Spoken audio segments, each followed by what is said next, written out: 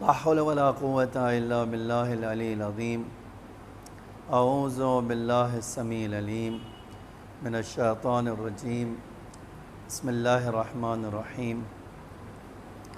الحمد لله الذي كفى وسلام على عباده الذين اصطفى محمد وآله الطاهرين لا سيما الإمام المبين بقية الله في الأرضين الحجة الثاني عشر الإمام المهدي المنتظر صلوات الله وسلامه عليه. أما بعد فقد قال رسول الله صلى الله عليه وآله وسلم في دعائه اللهم إني أسألك فيه ما يرزيك وأعوذ بك مما يؤذيك وأسألك التوفيق فيه لأن أطيعك ولا أعصيك يا جواد السائلين.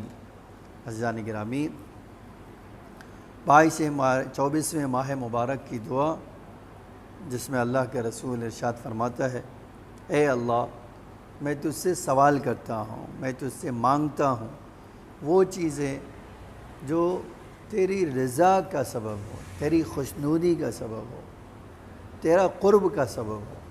اور دوسرا جملہ وَأَعُوذُ بِكَ مِمَّا يُؤْذِيكَ، اور اے اللہ پناہ مانگتا ہوں، اے اللہ تجھ سے بچنا چاہتا ہوں، محفوظ رہنا چاہتا ہوں ہر اس چیز سے جو تجھے تکلیف پہنچائے، تجھے اذیت پہنچائے. اور تیسرا جملہ ہے وَأَسْأَلُكَ التَّوْفِيقَ فِيهِ، اور اے اللہ آج کے دن تجھ سے توفیق مانگتا ہوں. کس بات کی توفیق؟ لِأَنْ أُطِيعَ، میں توفیق مانگتا ہوں کہ تیری اطاعت کروں، تیرے حکم کو مانوں اور ہرگز تیرا گناہ اور معصیت نہ کروں. اس کے بعد آخری جملہ ہے یا جواد السائلین، اے سوال کرنے والوں کو بہترین عطا کرنے والے، تو میرے ساتھ بہترین عطا سے کام لے.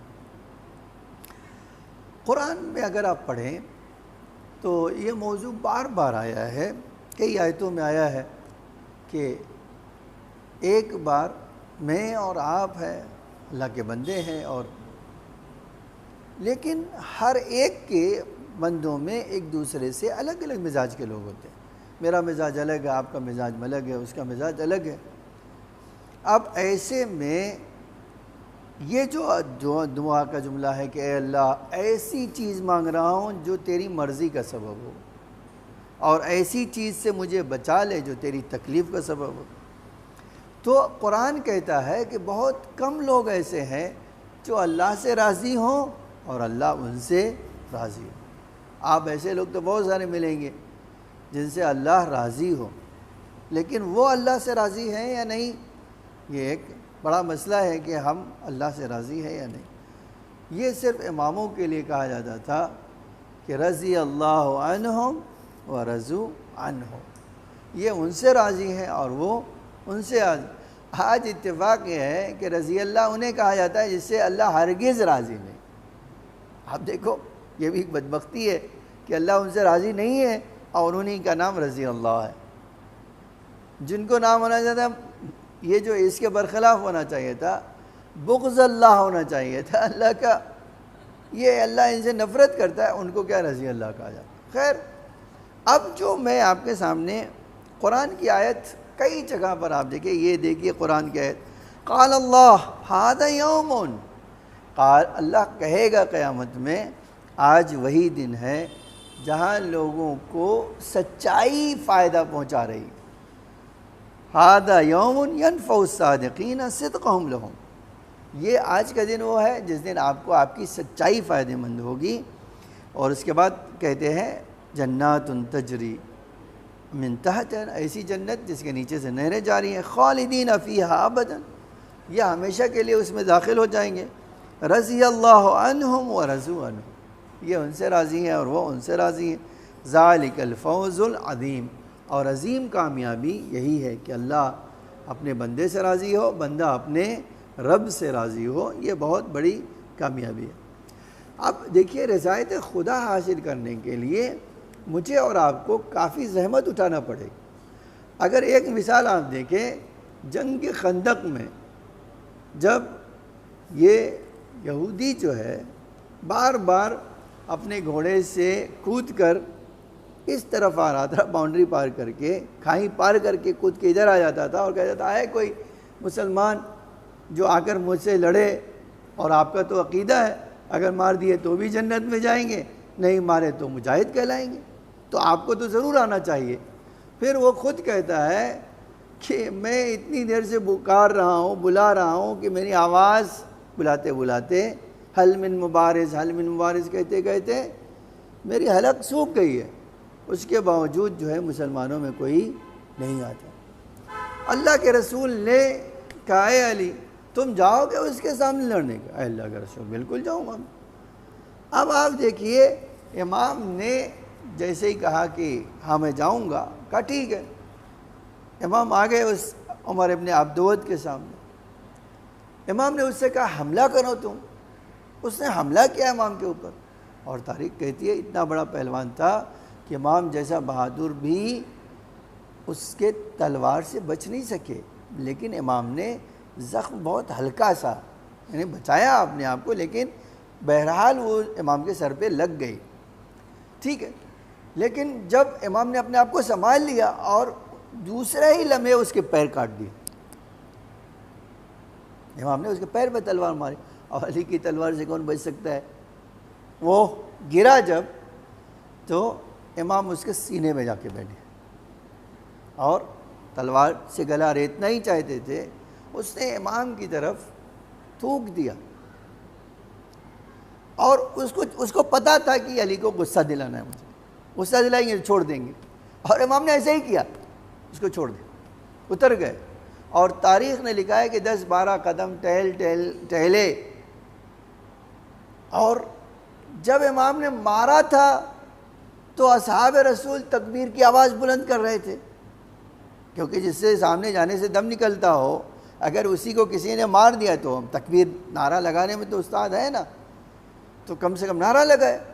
لیکن جب چھوڑ دیا تو سب اللہ کے رسول کے پاس، اے اللہ کے رسول دیکھیے علی نے کیا کیا، کہا وہ جو کیا ہے آئیں گے تو پوچھ لینا۔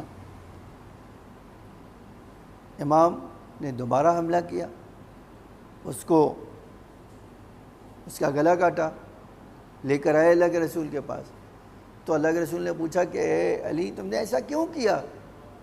تو کہا اے اللہ کے رسول میں آتا ہوں اللہ کے لیے لڑنے، لڑائی جو ہے میری جہاد جو ہے میرا کوئی پرسنل میٹر نہیں ہے کہ اس سے میری دشمنی ہو خاندان کی، اور جھگڑا ہو پراپرٹی کا، یا کوئی چیز لے لیا ہو، اس کی بنا پر نہیں لڑ رہا ہوں، میں لڑ رہا ہوں اللہ کی خوشنودی حاصل کرنے کے لیے، اللہ کی رضا حاصل کرنے کے لیے۔ اور اے اللہ کے رسول وہ مجھے غصہ دلانا چاہتا تھا میرے اوپر تھوک کر، تو میں نے سوچا اگر میں اس غصے میں مار دوں گا تو میری خود کی مرضی اس میں شامل ہو جائے گی، اسی لیے میں نے اس کو چھوڑ دیا اور ٹہلا۔ جب میرا غصہ ختم ہو گیا پھر دوبارہ حملہ کیا۔ تو آپ سوچیں یہ کتنا خطرناک کام ہے، وہ بھی ایسے پہلوان کے سامنے، لیکن جس کو اللہ کی مرضی چاہیے وہ رزق اٹھاتا ہے، وہ رزق لیتا ہے۔ یہ ہے وہ کمال کہ جب ہم کہہ رہے ہیں اللہ ہمیں تو دے دے ایسی چیز جس سے ہم تیری رضا حاصل کریں، تو رضا حاصل کرنے کے لیے کبھی تو تکلیف اٹھانا پڑے گی، کبھی تو انسان کو بھوکا رہ کے کسی دوسرے کو کھلانا پڑے گا۔ اب میں نے آپ دیکھیے، اور اسی کے مقابل میں جملہ سن لیجئے، پھر ایک بحث آپ کے سامنے پیش کرنا چاہتا ہوں۔ اس کے مقابل میں بہت ساری چیزیں اللہ کو تکلیف پہنچاتی ہے۔ وہ تکلیف کیا پہنچاتی ہے؟ آپ کسی جانور کی پٹائی کر دیجئے بلا وجہ، اللہ کہتا ہے نہیں مجھے تکلیف ہوتی۔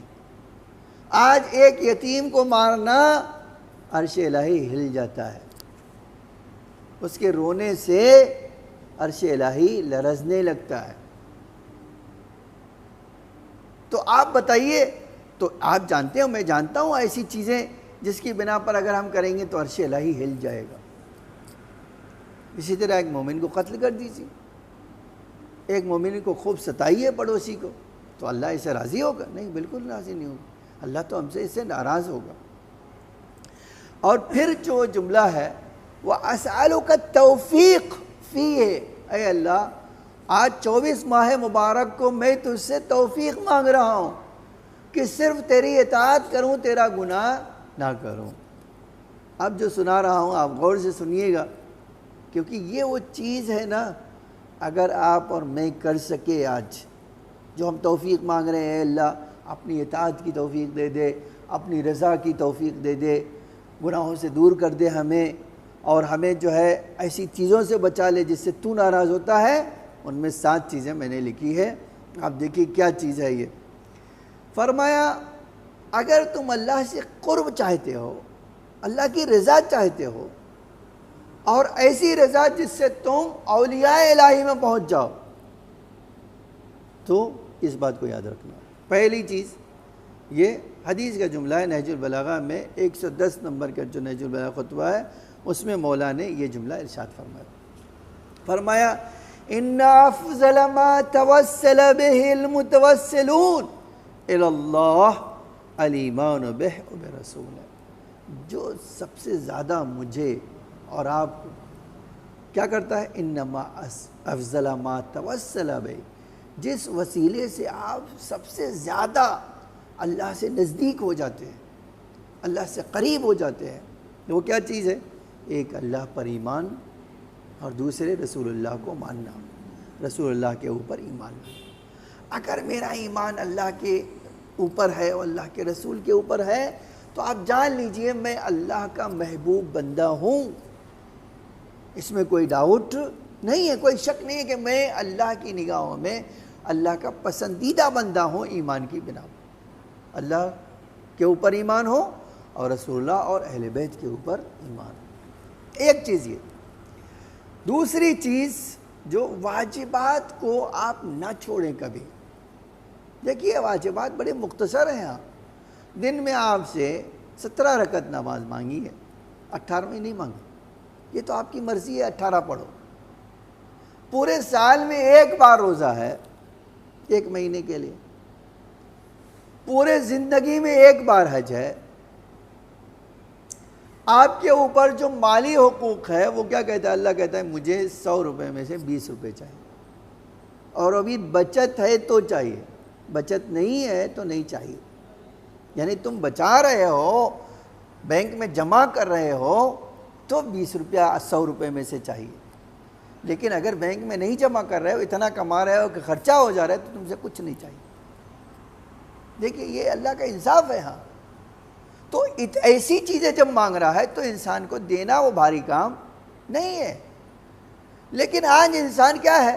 اللہ کا قرب نہیں چاہیے اسے۔ اب آپ یہ حدیث کا جملہ دیکھیے، امام کیا فرماتے ہیں؟ امام صادق علیہ السلام فرماتے ہیں، اللہم صلی علی محمد وآلہ، ما تقرب الی عبدی بشیء احب الی مما افترضت علیہ۔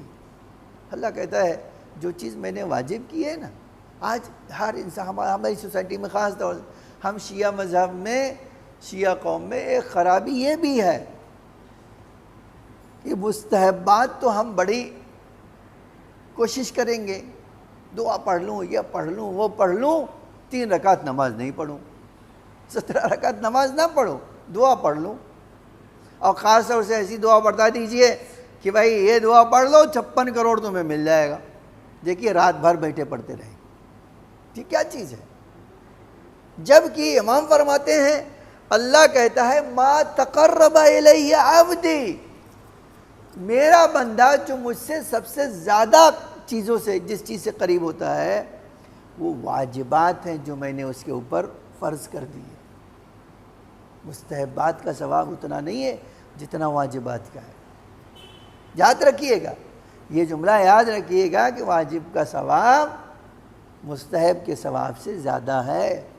اور امام کیا فرماتے ہیں؟ واجب سے جتنا بندہ اللہ کے نزدیک جاتا ہے اتنا کسی اور چیز سے نہیں جاتا۔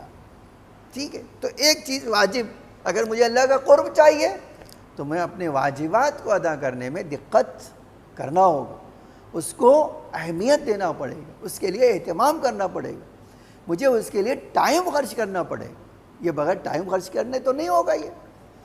تو دوسری چیز یہ تھی واجبات کو۔ ایک اور حدیث میں آیا، آپ دیکھیے، اقرب ما یکون العبد الی اللہ، اللہ کس پوزیشن میں آپ بندہ سب سے زیادہ اللہ سے نزدیک ہوتا ہے؟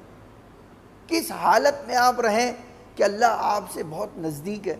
امام فرماتے ہیں سب سے زیادہ جو حالت آپ کے جسم میں ہے، آپ کے وجود میں ہے، آپ کی ذات میں ہے، وہ سجدے کی حالت۔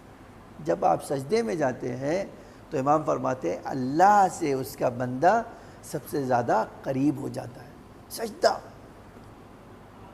اسی لیے آپ یہ نہ سوچئے خالی نماز میں سجدہ ہے، آپ کو جب موقع ملے، جہاں موقع ملیے سجدے میں جائیے اور جو کچھ کہنا اللہ سے کہہ دیجیے۔ کیوں؟ یہ وہ پوزیشن ہے جس کو سب سے زیادہ اللہ پسند کرتا ہے، جو سب سے زیادہ انسان کو اللہ سے نزدیک کرتے ہیں، یہ پوزیشن۔ تو ایک چیز واجبات کو انجام دینا اور اسی میں ایک سجدہ۔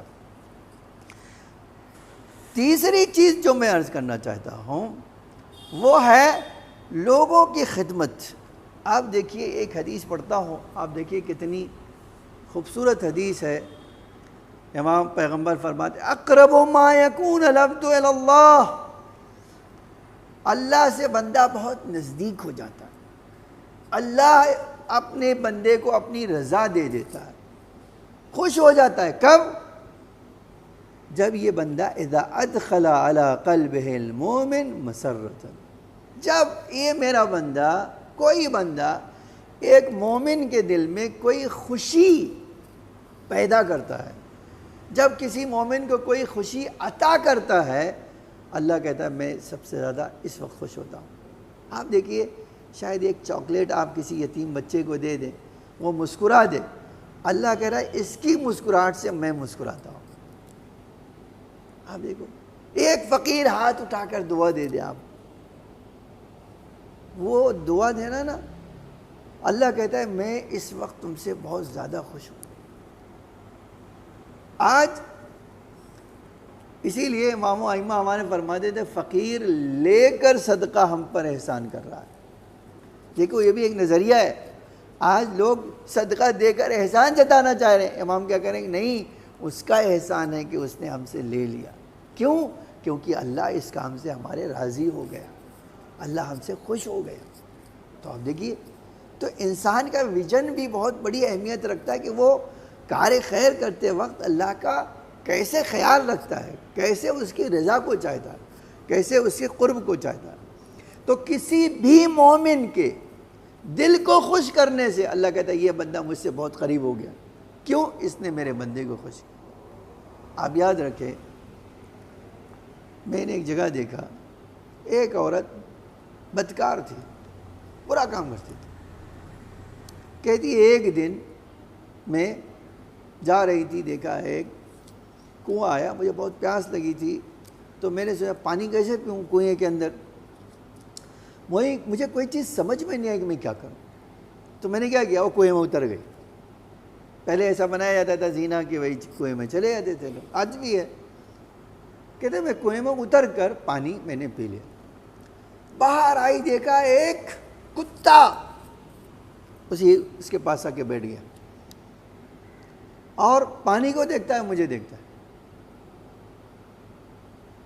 اور او کر کے میرے گھومتا ہے اور اشارہ کرتا ہے۔ وہ تو بے زبان ہے، کہ میں سمجھ لیا وہ بہت زیادہ پیاسا ہے، اب کیا کروں، میرے پاس تو رسی نہیں ہے، میں تو خود اندر۔ کہتی ہے میں نے اس کے لیے بڑا عجب کام کیا۔ کہ کیا کیا؟ کہتے ہیں میں نے اپنے بال کاٹ لیے، اپنے بال کاٹے، اس کو ایک ایک کر کے جوڑا، اور پھر جوتا اتارا اور اس کو باندھا اس میں، اور تھوڑا اندر جاتی تھی، جوتے میں پانی بھرتی تھی، اس کو پلاتی تھی۔ آپ جانتے ہو اس کا نتیجہ کیا ہوا؟ یہ بڑی عجیب بات ہے، اس کو کہتے ہیں اللہ کی مخلوق کو خوش کرنا۔ اس نے جب پانی پی لیا تھا، اس نے آسمان کی طرف، اس جانور نے ایسا دیکھا، مجھے پتہ ہے کہ اس نے میرے لیے دعا کیا۔ اور عجب یہ ہے، وہ کہتی ہے میں نے اللہ سے کہا کہ میں نے تیرے ایک مخلوق کو، پیاسے مخلوق کو سیراب کیا ہے، ٹھیک ہے، یہ تیرا کیا ہے، تیری مخلوق، میری تو نہیں ہے، میں نے تو نہیں پتہ کہ یہ تیری مخلوق، میں نے اس کو سیراب کیا۔ اس اجر کے بدلے میری بدکاری کو معاف کر دے۔ عجب یہ ہے کہ اس کو بتایا گیا جی ہاں تم نے یہ کام کیا، تمہاری زندگی بھر کے اس گناہ کو معاف کر دیا۔ یہ دیکھیے ایک جانور کو خوش کرنے کا نتیجہ یہ ہے، تو جب مومن کو ایک انسان خوش کرے گا تو اس کو کتنا ثواب ملے گا۔ اسی لیے امام فرماتے ہیں اللہ سے نزدیک بندہ پہنچ جاتا ہے جب کسی بھی مومن کو دل میں وہ خوشی فراہم کرتا ہے۔ عزیزو 24 دن گزر گئے، یہ ہمارا 24واں روزہ کی دعا ہے۔ اس حالات میں کتنے لوگ محتاج ہیں، کسی کو تھوڑی ہی مدد اگر آپ کر سکتے تو ضرور کریں۔ کیوں؟ اس مدد سے اللہ خوش ہوگا اور اللہ مجھے اور آپ کو سب کو اس آفت سے محفوظ رکھے گا۔ تو ایک چیز یہ تھی، اور ایک چیز اور آپ دیکھیے فرمایا، چوتھی چیز کہ گناہوں سے دوری، خالی دونوں گناہوں سے بچنا۔ فرمایا ما تقرب الی المتقربون، آج تک جو لوگ مجھ سے قریب ہونا چاہتے ہیں، میری خوشی چاہتے ہیں، جتنے لوگ میری خوشی چاہتے ہیں، آج تک ان خوشی چاہنے والوں میں اتنا میرے کوئی قریب نہیں ہوا جتنا وہ بندہ ہوتا ہے جو گناہ کو میرے لیے چھوڑ دیتا ہے۔ کہتے ہیں میں اللہ کے لیے کام نہیں کروں، میں اللہ کے لیے شراب نہیں پیوں، میں اللہ کے لیے گٹکا نہیں کھاؤں گا، میں اللہ کے لیے میں سگریٹ نہیں پیوں گا، میں اللہ کے لیے آج جو ہے پاؤچ نہیں کھاؤں گا۔ ٹھیک ہے، یہ اللہ کہہ رہا ہے یہ بہت بڑا اس نے کام کیا ہے جو اس نے میرے سے نزدیکی حاصل کر لی۔ ایک اور چیز نبی اکرم نے فرمایا میری اور علی کی محبت تمہیں اللہ سے نزدیک کر دی۔ فرمایا حبی و حب علی، میری محبت اور علی کی محبت سید ما تقرب بہ المتقربون من طاعت ربہم، کہتے ہیں سب سے بڑی سردار ہے اس بات کے لیے کہ یہ میری محبت انسان کو اللہ سے نزدیک کر دے گی، اللہ کے قریب کر دے گی۔ خوب، اور ایک اور اخلاقی اچھائیاں۔ اخلاق اچھا ہونا تو اس کے لیے تو کوئی پیسے خرچ کرنے کی ضرورت نہیں ہے۔ میں ایک آدمی سے مسکرا کر ملوں، یہ کوئی عیب ہے؟ یہ تو اچھا ہی ہے کہ بھئی ایک مومن سے، کسی بھی آدمی سے میں مسکرا کر ملوں۔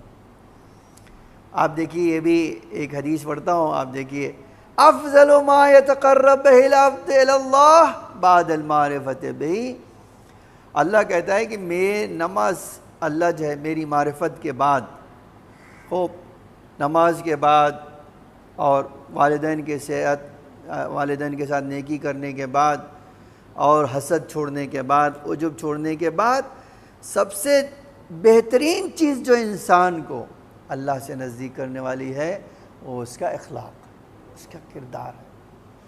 میں نے کہا آج یہ بہت آسان کام ہے کسی کو دیکھ کے مسکرانا، رونا کسی کو دیکھ کر مشکل ہے، لیکن مسکرانا تو آسان ہے۔ تو امام فرماتے تم اپنے لبوں پہ مسکراہٹ لاؤ، اللہ اس تمہاری مسکراہٹ سے تمہیں اپنے نزدیک کر لے گا۔ یہ بہت آسان چیز ہے۔ اور اس کے بعد اب آتا ہے مستحبات کو انجام دینا۔ مستحب چیزوں کو پڑھنا بھی انسان کو اللہ سے نزدیک کرتا ہے۔ یا موسیٰ، اللہ نے موسیٰ کو خطاب کرتے ہوئے فرمایا یا موسیٰ ما یتقرب الی المتقربون بمثل البکاء من خشیتی، اگر مجھ سے نزدیک ہونا چاہتے ہو تو موسیٰ بہترین چیز جو تمہیں مجھ سے نزدیک کر دے گی وہ کیا ہے؟ میرے خوف میں رویا کرو، میری یاد میں رویا کرو۔ آج ہمیں کب رونا آتا ہے جانتے ہیں آپ؟ جب مصیبت آتی ہے۔ اگر ہمارا بچہ یا بیمار ہو جائے اور شدید بیمار ہو جائے تو ہاتھ جب اٹھتے ہیں نا تو رونا آتا ہے، اے اللہ ہمارے بچے کو شفا دے دے۔ لیکن ایسے حالات رہیں تو آپ کو نہیں آ جاتا۔ لیکن جو اللہ کے بندے تھے ان میں ایک خوبی تھی کہ وہ کیا کرتے تھے، جب اللہ کی یاد آتی تھی تو روتے تھے۔ آج ائمہ کو ہمارے دیکھیے، ہماری شہزادی کو دیکھیے، حتیٰ علی علیہ السلام کے بارے میں تو یہاں تک ملتا ہے کہ اتنا روتے تھے اللہ کی یاد، اللہ کے خوف سے، کہ کہ مسجد کوفہ میں ان کے رونے کی آواز بلند ہوتی تھی تو دوسرے لوگ سنتے تھے. آپ سوچئے. اور یہی حال امام حسین علیہ السلام کا تھا. ہر امام کا ہمارے تھا. جب دعا پڑھتے تھے اللہ سے بات کرتے تھے. رسول اللہ کا تھا.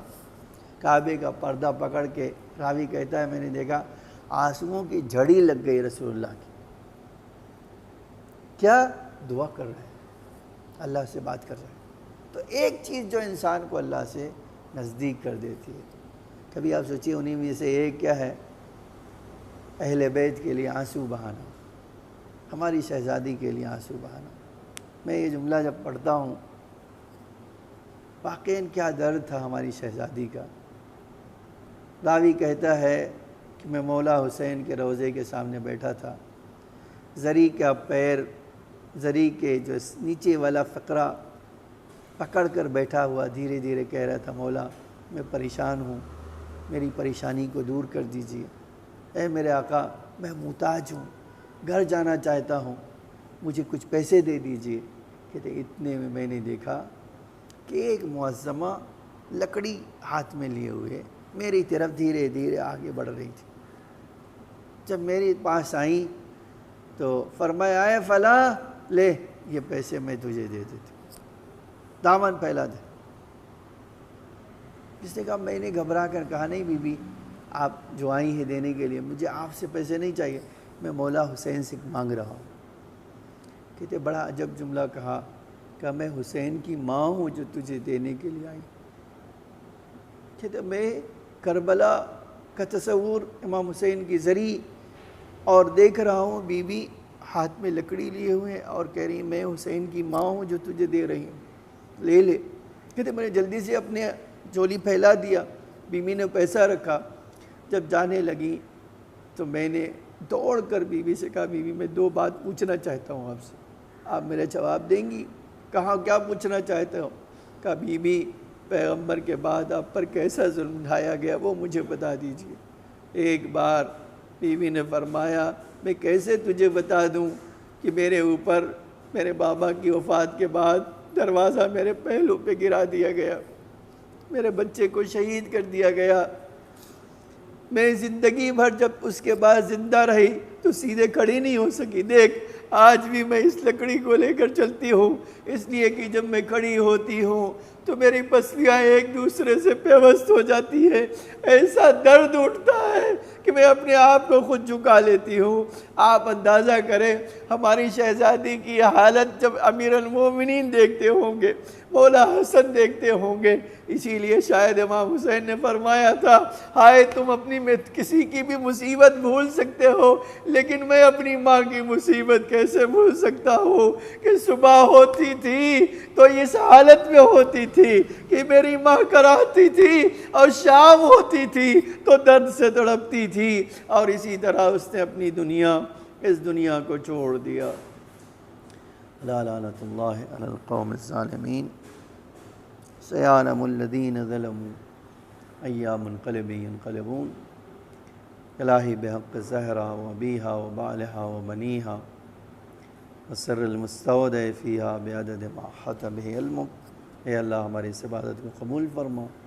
اے اللہ مجھے محمد اور آل محمد کا واسطہ بقیہ دنوں میں ہمیں مزید نماز, دعا, مناجات, استغفار اور قرآن کی تلاوت کرنے کی توفیق عطا فرما. اے اللہ جو مومن بیمار ہیں انہیں شفا عاجل و کامل عطا فرما. جو اس دنیا سے گزر چکے ہیں ان کی مغفرت فرما, انہیں جوار ائمہ میں جگہ عطا فرما. اے اللہ ہم سب پر اپنی رحمت و مغفرت نازل فرما, ان کے درجات کو بلند سے بلندتر فرما.